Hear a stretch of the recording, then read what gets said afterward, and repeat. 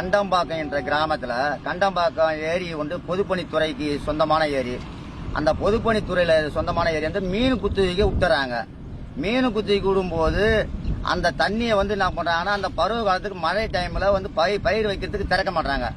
பயிர் வைக்கும் போது பாசனத்துக்கு திறக்காம பயிர் இப்ப அறுவடைக்கு வந்து அறுக்கிற டைம்ல தண்ணியை திறந்து விட்டு பலாயிரம் இது லட்ச ரூபாய் உள்ள நெல் அரைக்க முடியாம வேதனைக்கு உள்பட்டு இருக்கிறோம்.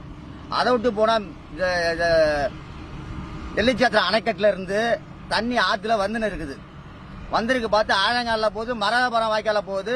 அந்த சற்று போல ஏரி கூட தண்ணி உள்ள விடாம அந்த மீன் காரணத்தால அந்த சற்று அடைக்கப்பட்டது.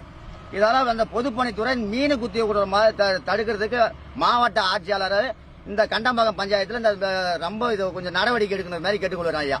நன்றி, வணக்கம். ஏக்கர் பாதிக்கப்பட்டது, எவ்வளவு நஷ்டம் ஆகுது? மேக்சிமம் ஒரு 60 ஏக்கர் ஐயா. 60 ஏக்கர் எங்க பாருங்க ஐயா. இந்த பாரு பூரா நெல்லுதான், பூரா மிஷின்காரன கெஞ்சறதா இருக்குது. மிஷின்காரன் அறுக்க மாட்டேன்றாரு. மிஷின்காரர் போய் சேத்துல போய் சொருகிக்குது. தண்ணியில போய் எப்படி அறுப்பாரு? அவரை வெறுத்தம் புண்ணு இல்ல, இன்ஜினி போய் நனையுது. அவரு அறுக்க மாட்டேன்றாரு. இருக்கிற நெல்லு வெள்ளத்தால் தான் போச்சு. ஏதோ இப்ப ஸ்டாலின் ஐயா கொஞ்சம் உதவி கொடுத்தாரு. அதான் சரி வைக்க நேரத்துமே மாட்டுக்கு போடலான்னு பார்த்தா அந்த வைக்க போறது கூட வழி இல்லை ஐயா.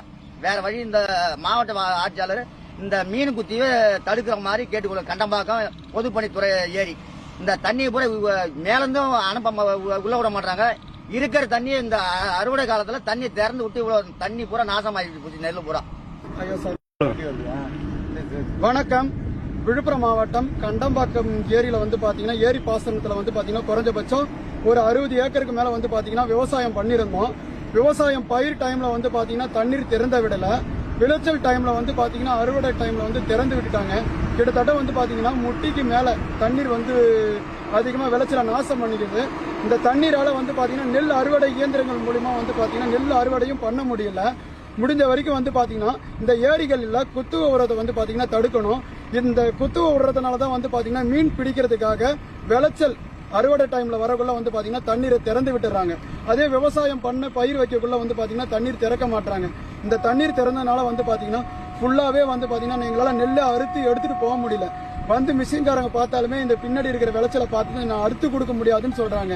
ஏன்னா முடிஞ்ச வரைக்கும் வந்து பாத்தீங்கன்னா தண்ணி அதிகமா வந்துட்டு இருக்கு.